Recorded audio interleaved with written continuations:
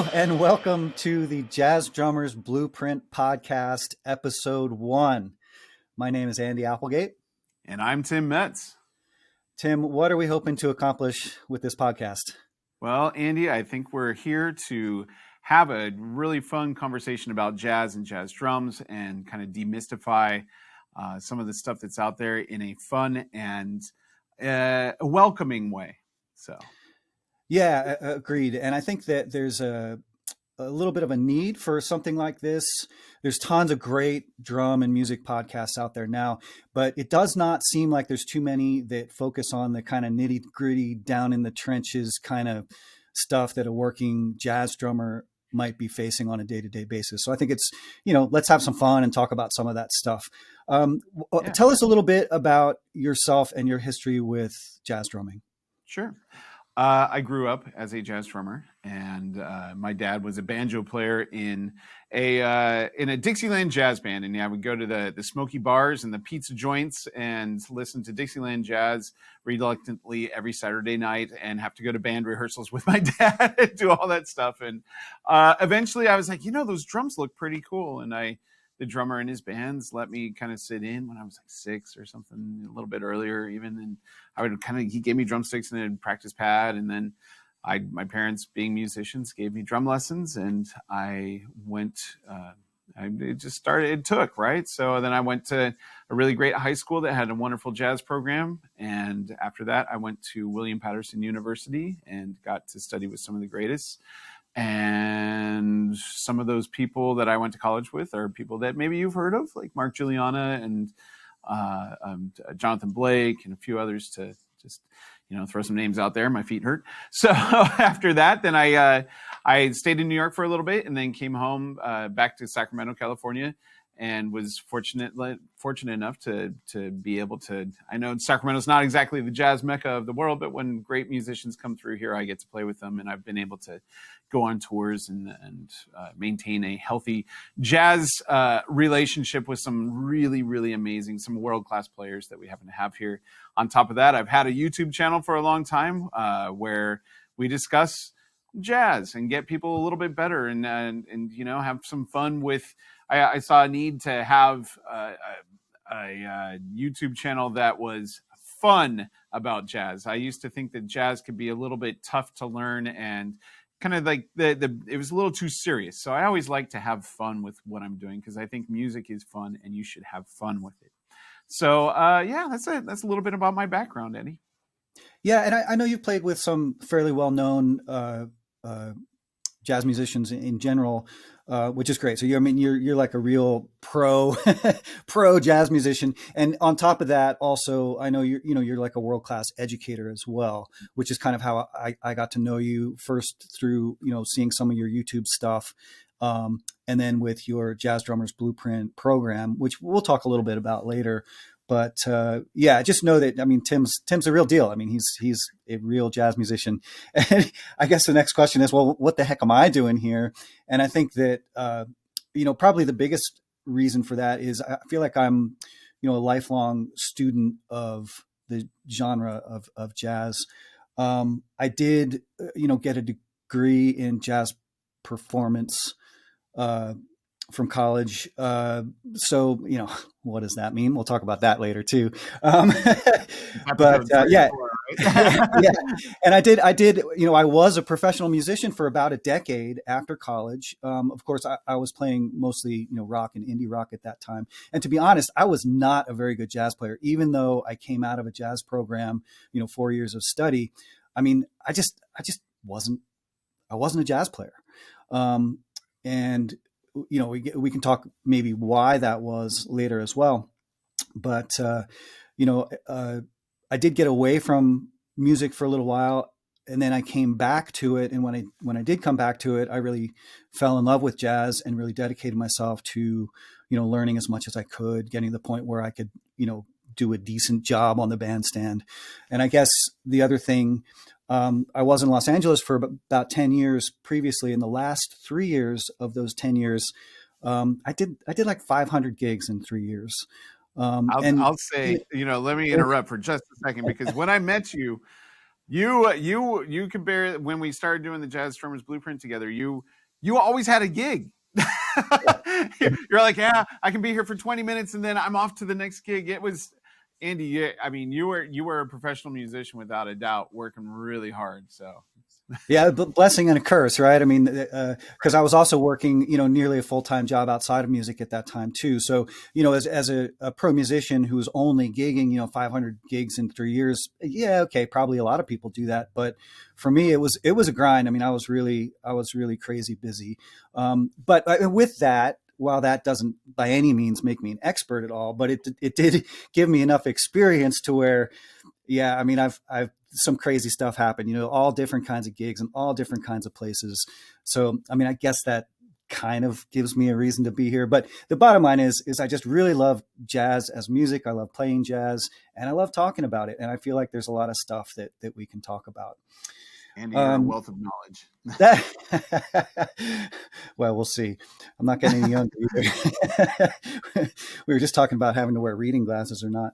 Oh yeah. So let's let's get into the what's kind of our main topic of the day, and that is what do we think are a few things that might be the most important things for an aspiring jazz drummer to focus on, whether you're just starting out on your journey of playing drums altogether, or maybe you're playing a different genre and looking to get into jazz or something like that.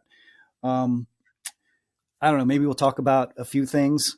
Tim had this Did idea of you, holding did up you write signs. down the number one? You did? Yeah, I have Okay. mine. And the funny thing is, I wrote it on the paper and I didn't realize that if I put it up, it's going to be backwards. Oh, it is? Oh. So you can see through my paper. So I'm going to put it up and you'll be able to see it right ways if I put the back of the paper up. Okay. Well, here we go. Let's see. So this is, drum roll please, the number one thing that Andy and I think that you need to do to be a jazz musician, right? Is that what we're doing, right? Yeah, and we'll see if our ideas are the same. Maybe they are, maybe they're not. We'll see. So we wrote these down ahead of time, and here they are. So number one, the very first one, this is the one that I'm most excited about. This is what I wrote. Well, you I, can't see it. I can't Oh, see that. Here, can you see that? Listen, listening. Jazz. So Oh, is they that what both yours say says listening. too? I knew that we All were going to right. have the same answer, because if we weren't going to have the same answer, this was going to be a really short podcast. Well, I thought there might be, some variances in the order of things in particular, but yeah, I mean, I think I feel really strongly about this because I think a lot of younger musicians who want to get into jazz or are like, yeah, I want to be a jazz musician, but they don't really listen to the music that much. And I think that you really do need to immerse yourself in the music if you want to learn how to play it. Right. I equate it to essentially being an actor, right?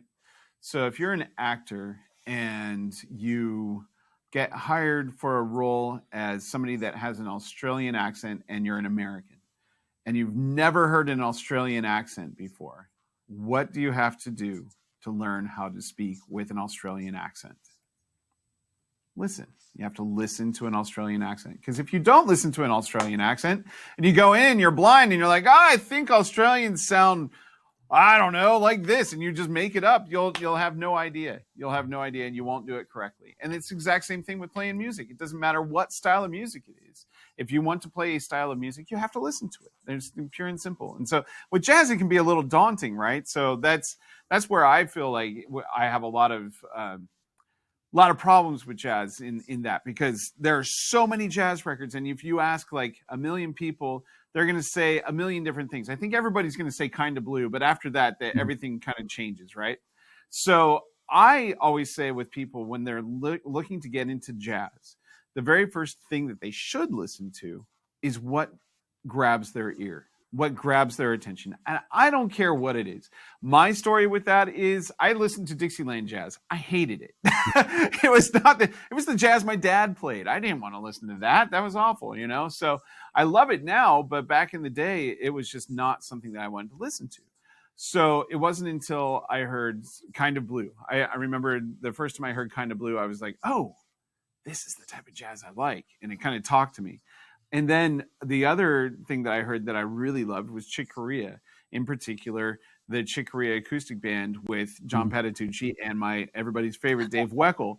So now, if I listen to that now, that's not necessarily my cup of tea in terms of jazz, and it's wonderful, great music. It's incredible, obviously, but it's not the classically swinging stuff. The reason that I listened to the Dave Weckl stuff is because Dave had an amazing haircut and an amazing red drum set that I thought was really cool. And he played so fast around those drums, I had no idea what he was doing. And it was the first time I listened to music, and I heard it as a puzzle that I couldn't piece together in my ear. And I was really, really, really excited about that. And so I listened to that acoustic band record nonstop for like a year until I could finally hear one. And once I heard that, I was like, "What is going on here?" And then I played along to it, and then I started digging deeper. I was like, well, if Dave Weckles is good, who else is that good? And that led me to Elvin, led me to Tony, led me to, all these guys. When I heard them the very first time, I was like, what is going on here? So yeah. What about you, Andy? What about your listening journey? Yeah, I think that, you know, you can look at it from a very drum centric way, right? Like you're listening to the drummer, you're listening to, particular, a lot of note stuff. A lot of guys who come from rock or, progressive rock, they get into the fusion stuff. They get into thinking, like, oh my God, that guy's so good. Listen to all those notes, like Weckl and Vinny and um, Right. all that stuff. But also, especially, as you do get more into it, I think just listening, even like blind listening. And by that, I mean, putting on like a jazz radio station and just having it play all the time.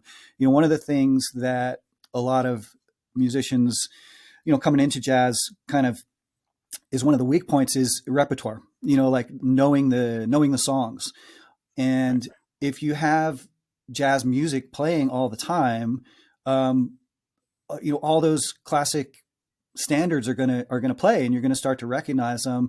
Even if you didn't know them before, even if you don't know the titles of them, you get to a jam session and somebody calls a tune, and maybe you don't even know the title of the tune, but they call something. And you're like, oh, how's that one go? And they sing you, first few bars of the A section. You're like, oh yeah, okay, I know that. Right. You just start to recognize the stuff. So I think just like hearing it around all the time can be really helpful. So I'll listen to jazz radio station. There's only a few of them left, but you can find them and you can just put that on and just listen to it. Now you're kind of beholden to whatever their playlist is, but so you can do that. Another thing I like to do is if you go to, I kind of like the Pandora algorithm better than Spotify. You can use Spotify too. But you just put in something like Miles Davis or John Coltrane or Thelonious Right. Monk or, any of these, classic jazz artists, and just let the algorithm pick stuff that's associated with that. And again, you're going to hear all of these standards that get called on jazz gigs regularly. So I think Mm-hmm. it's kind of like an easy way. You don't have to think about, you don't have to pick stuff. You don't have to be like, oh, I got to check out this record or this guy or that guy. You just let the music play and you learn the repertoire. Um, I had a lesson with Ari Honig, Mm-hmm. and it was great. It was really cool. It was like just like a 1 day thing. He was in town and he put out a thing. It's like, hey, whoever wants to come take a lesson with me. Um, Also went to William Patterson when I was there. yeah, which is well, interesting thing. Ari, he studied with the guy who I studied with in college, was one of his Mm, first teachers. I thought that was a pretty cool yeah. connection. But Mm, we're talking, and one of the things he suggested, and this is when I was really just kind of digging into trying to be like a more serious jazz player. He was like, pick a record, a classic jazz record, maybe it's kind of blue, whatever.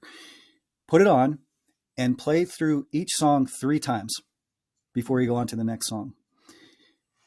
And some suggestions he gave me was maybe the first time through, just sit there and listen to it. Sit at your drums, listen to it. Maybe the second time through, listen for 8 bars, play for 8 bars with it.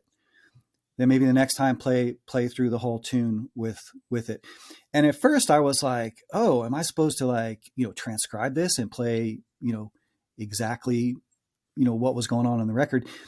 And it took me a couple of weeks to realize like, no, that's not the point at all. The point is to learn the song, mm-hmm. to learn the music, learn the melody, Learn learn the accent. where the hits are and stuff, So when I understood that, huge light bulb went off. It's like, wow, that's like, if you know the tunes when you get up to play with people, you're going to play them so much better than if you get up there not knowing the tune, just think, oh, it's a swing tune, and just playing swing, but not really knowing the tune. Right. So anyway, that's a couple of my recommendations. No, that's great. And then so that kind of leads into like the idea of passive listening versus active listening, right? So passive listening is kind of what you described, where you just kind of put it on in the background, and hopefully, like through osmosis, you're like, oh, I've heard that tune before, and you have an idea of what's going on. And then active listening is, of course, where you're very actively sitting down and you're listening to it, and it's the only thing that you're doing, right? And so it's a really important thing to just sit down and actively listen and be a participant in the music that you're listening to, right? So, and that's what Ari was trying to do with that, is get you to be a very active listener when you're listening to something 3 times in a row like that. And you're learning the tunes. You're learning how Jimmy Cobb played the ride cymbal. You're learning why Jimmy Cobb played something. It gives you a second to play. You're playing for 8 measures, and then it gives you a second to listen. You're really training yourself to listen, right? You're training yourself to listen to the music and the musicians that you're playing with. And then eventually you learn how to hear that while you're playing as well. So many deep lessons and all that stuff. So obviously listening, right? So this is not no huge revolution, right? in the world of jazz drumming, but it is absolutely true that I even to this day, whenever I get a new student that comes in, they're like, yeah, man, I want to get better at jazz. And I have to ask them, like, so what have you been listening to? Yeah, a lot of metal. Cool, man. Why do you want to get better at jazz? Which is fine. By the way, you can listen to whatever you want, but if you Yeah. want to be a good jazz musician, you got to listen to a lot of jazz. You want to be a good metal musician, you listen to a lot of metal, like it does not matter what it is. You have to listen to it. My wife gets mad at me when I listen to music, though. Like when I'm listening to jazz, I have a really hard time not being an active listener. So I can listen to other music and let it kind of go over and through and everything. But when I listen to jazz, my brain goes into a different reptilian place. It's like I am hearing every note. I'm learning every note. I'm like, wow, that was really cool. I'm kind of like seeing the notes go by in my head. It's like, I don't know. It's a different language. It does a different thing to me. And it's just one of those things. I love that brain space, and I love what I'm able to do with that, what happens chemically in my brain when I'm listening to jazz like that. So yeah. What else, Andy? Yeah, what else? What's next? Okay, you ready for the next one? I didn't write any more down. Did you write more down? Okay, no, I I just did wrote write down more the first down. one. That's okay. Well, I'll say my number 2. Dynamics. Okay. So, Yeah. especially for drummers coming from rock or some other genre, and they start getting into jazz, and pretty quickly you realize how important dynamics are in most jazz situations, and specifically being able to play super quiet. Right. It's a learned skill, right? I mean, you need to shed to be able to do that appropriately for most jazz settings. Not all. I mean, sometimes jazz can be super loud too, but in my experience, if you want to get a lot of jazz gigs, you got to be able to play quiet, and not just with brushes. You need to be able to play quiet with sticks too. You can play loud with brushes. So Mm-hmm. yeah. No, of course, yeah.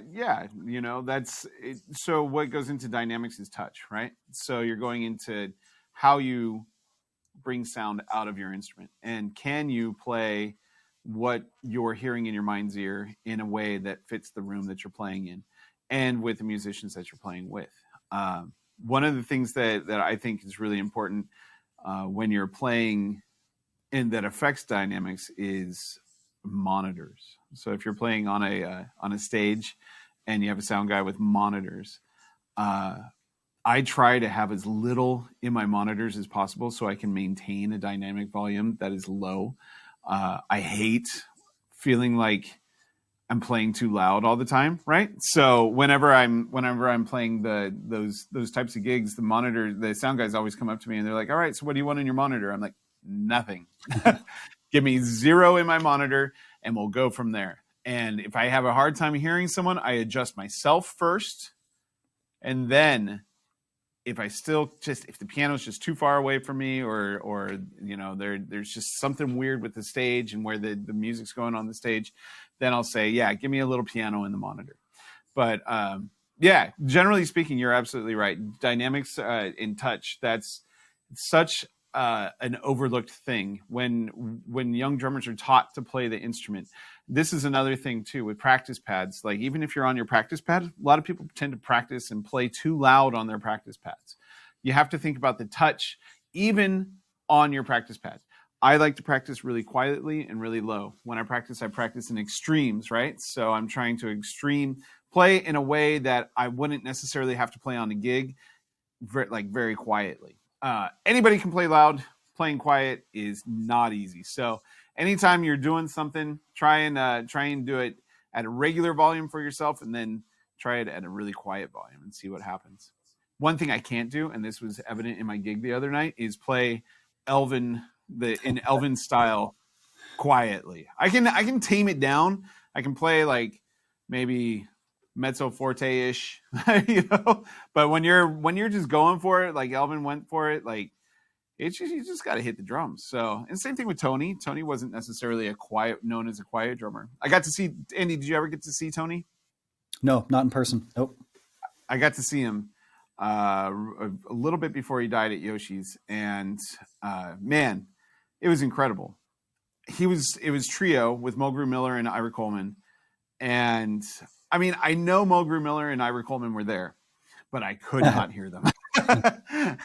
But also, I was sitting very, very about as far away from the camera as Tony was where the camera is for me, so about like 3 feet from the drums. So, it was it was an incredibly powerful experience. And, it was loud, but it was, man, how cool is that? Getting to experience Tony Williams like that up close was a lot of fun. So yeah, dynamics. Totally agree. Dynamics. So. Yeah. And I feel like it's always easy to play a little bit louder, right? Like if you're playing too soft and somebody wants you to play louder, that's an easy fix. But if you're playing as quiet as you can and somebody wants you to play quieter, that could be a problem if you've never practiced. Yeah. Anyway, what do you do in those situations? Do you I have a thing that I've done a few times. Let me hear what you got. Have you ever had that experience where you're playing as quiet as you feel like you can, and then somebody says shh? Not in recent experience because I did spend so much time on playing quiet, and I feel like I half jokingly I'll often say to people, it's like the only reason I get hired is because I'm on time and I can play really quiet. So so I have definitely not had that. I mean, I can play whisper quiet as much as I want. And, the other thing that you really need to practice too is not just playing quiet, but being able to play with intensity while you're playing quietly as well. So if you're, if you're doing some, a decently, like a burn and tempo, you can't be, you gotta be on it. You gotta be able to play intensely and have the energy there too, and that's hard. It's hard to do. So I think the situations where you get asked to play quietly, have you ever? What can you think of some situations that you've been in where they're like, just keep it down, guys? Like, what kind of gigs are those for you? Restaurant gigs. Yeah, always 100%, right? Yeah. Restaurant background gigs, right? Yeah, when the room is very reflective, that becomes difficult for sure. So I don't do too many restaurant gigs anymore. I do mostly like concerts and stuff like that. But when I did play restaurant gigs, there was I remember this one time specifically where we were playing. It was kind of it was actually at an event, and we were playing, and it was really quiet, and I was playing as quiet as I could. In fact, like everybody could have a conversation over what we were doing. But the truth of the matter is that they hired musicians for this event, but they didn't really want musicians for this event. Have you ever been in that type of gig? So we're playing, and then all of a sudden this host comes up and is like, "Can you guys keep it down?" So we played even quieter. We kept it down, and she comes up and says in a voice that like was quieter than the patrons that we could hear over our music. She says, "Can you keep it down?" So at that point, I was playing brushes. I was playing as quiet as possible. I took the brushes off the drum and mimicked playing. I was just totally mimicked playing. I was miming it and playing, and then I look over and she's like, "Perfect." I was like, "No." Hate you. So sometimes you can't play quiet enough, but most of the time dynamically though now, especially when I'm playing concerts and stuff like that, I just really want to make sure that I can always hear the other musicians clearly when I'm playing, and that's a good gauge of your dynamics. If you're playing too loud to where it's playing so loud that you can't hear the saxophone player. You're playing too loud that you can't hear the bass player or the piano player. Then you're playing too loud, right? So you got to mimic. You got to adjust your volume, adjust the faders a little bit, right? So Yeah, yeah, dynamic. often if you're in a situation where you have a unmiked acoustic piano, Right. the piano is the limiting factor to the volume, right? So you have Yeah. to play at a volume where everybody can hear the piano over what you're doing. So you need to be able to hear the piano, obviously, and sometimes you even get in a situation where you have an acoustic bass that does not have an amplifier. I've That can played be with even harder. plenty of people without them. Yeah. Yeah, yeah. It's fun. I remember I did one. I did one at a church, and man, like it's just difficult, but it's fun. And actually, it was funny. The bass player that I was playing with ended up playing with Tane, so he became Tane's bass player for a long time. Which I don't know if you guys know Tane. You've heard Tane before, but he's not really known as a quiet drummer. So I was going to say, yeah, yeah. I'm sure he can play quietly, but I've yeah, not seen. Yeah. yeah. So, Um, cool. What all else you right. got? What's the Yeah. next one? So one more, I guess, for this, and playing with other musicians was the next thing Yeah, on my list. I mean, obviously, we could go on and on. I mean, there's so many different aspects that are good to work on. But even as a relatively new player to the jazz genre, I think trying to find other people to play with is super important. right. And we'll talk. We're going to talk about going to jam sessions and stuff like that, which is possibly kind of the gateway to getting into playing with other people. But Hmm. whatever opportunity you have to play with people, I think it's important to take it, even if you are relatively new. Right. And I think Victor Wooten just put something out about playing the importance of getting out of the practice room and playing with other people. He said something to the effect of, "I hate practicing, but I love playing with other people, and that's why I practice." And like it's what it is. You don't know what you don't know until you go and play with other people. So you can practice all the rudiments, you can do all the things that you're supposed to do, you can play along with all the records, but until you get on that bandstand, you have no idea what you're up against. So yeah, playing with other people is one of the biggest parts of my teachings. I think, I try and help people get out to jam sessions as much as possible. And I think that that's just, one of the biggest things. Also with jazz, I was just talking to someone, and we were talking about the difference between rock and jazz in just the social side of it, right? Jazz is a social music, and it's evident in jam sessions and things like that. Whereas rock is it's kind of antisocial because you have to audition to be in a band, and then like these fans hate these fans, and like, or these bands are friends with these bands, and it's a different kind of social social thing. So with jazz, though, like it's very social in that if you want to get gigs, you go to jam sessions, you make your friends, the people that you're comfortable playing with. Excuse me.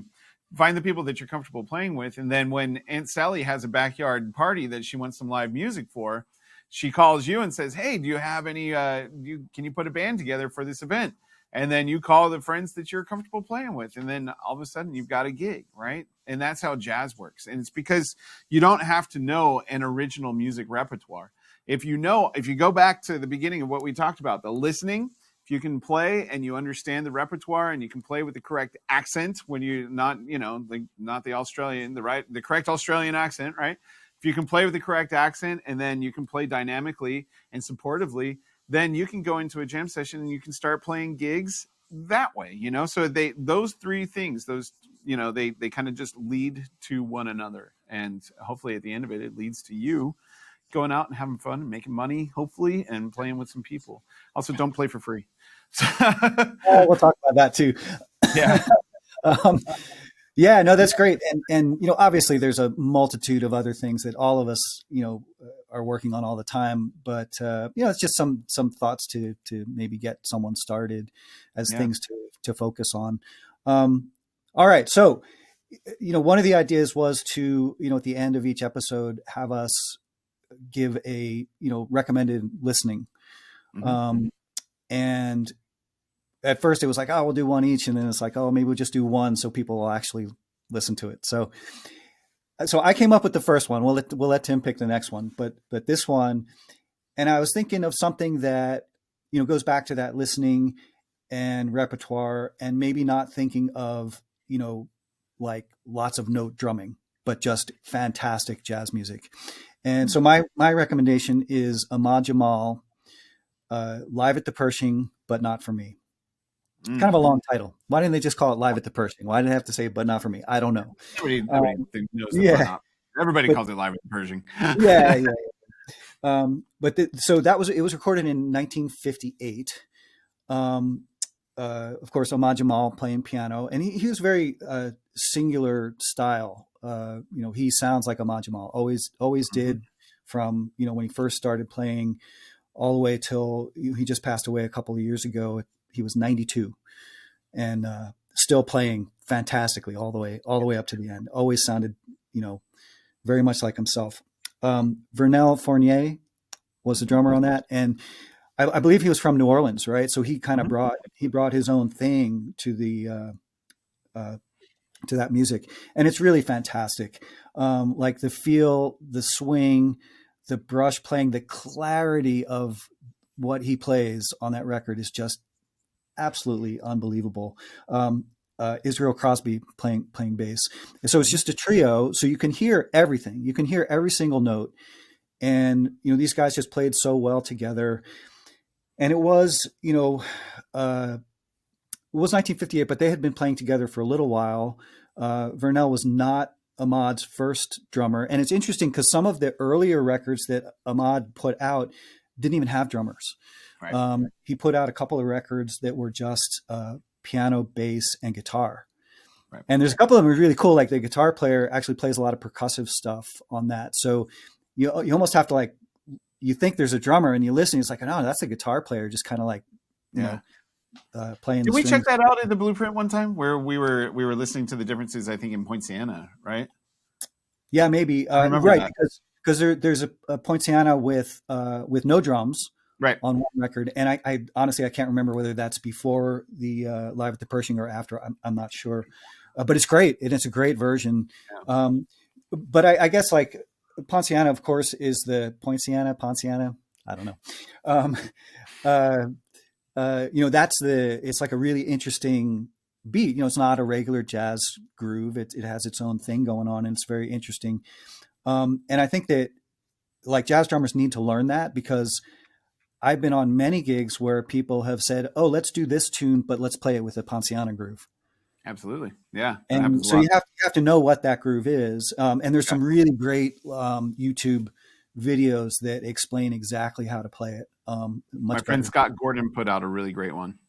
Yeah, I put that up in the blueprint one time too. Scott Gordon really went into depth and did a really great video on that. So yeah. yeah, It's we fantastic. should But link. that's the song that everybody associates with this record, because it was a huge hit. I mean, Mhm. there's not that many uh, jazz hits in the history of jazz post swing, right? Mhm. Post big band swing. Well, that was right. Well, 58 was right before 59, Yeah, where the real big jazz hits really yeah, hit. Right. So yeah. 59 is But like even the even year. so, there's still not that many, right? I mean, if you were to Right. look at, like, jazz records that made it to the top of the charts, there's not a lot, and Right. Ponciana was one. So Ahmad Jamal did not write that song. A Right. lot of people mistakenly think that the song was actually, it was based on a Cuban folk song. Apparently, I actually looked this up on Wikipedia. I We did. did this. No, we did this. Remember, Yeah, we actually went back in the blueprint and we looked it up. We listened to I think the original recording of it, and then we listened to the drummerless one, and then we listened to the Bernal Fournier one too. Yeah, yeah. I remember So this. Yeah, that was fun. so it's an old song, and around 1936, somebody wrote lyrics to it, and it became a hit as part of a movie. What's the name of the movie? I wrote it down over here. Dreamboat, and that was Okay, in yeah, 1952. So it was a very popular song, and as a lot of jazz musicians, especially back then, did, they take relatively contemporary songs and make their own thing out of them, and right. they would get popular for playing those tunes, and that was definitely fell into that category. I'm It's still been doing done. that. You can Yeah, find that lineage through Brad Meldow and all you yeah. know, the but Radiohead but stuff. certainly, I mean, on this record, I mean, the brush playing is just is just phenomenal. I mean, there's a up tempo tune, there's ballads, and one of the things that Ahmad was really good at was really making the tunes his own. Mm-hmm. Um, older jazz musicians often will have strong opinions about how far you should take that, but if you look back, I mean, there's a huge history of these amazing jazz musicians like taking these standards, you know, and pushing the boundaries and making them really different and sound really cool. And Ahmad was like one of the kings, absolute king Yeah. of doing Yeah. Totally agree. It's amazing. Great recommendation, Andy. that. Love it.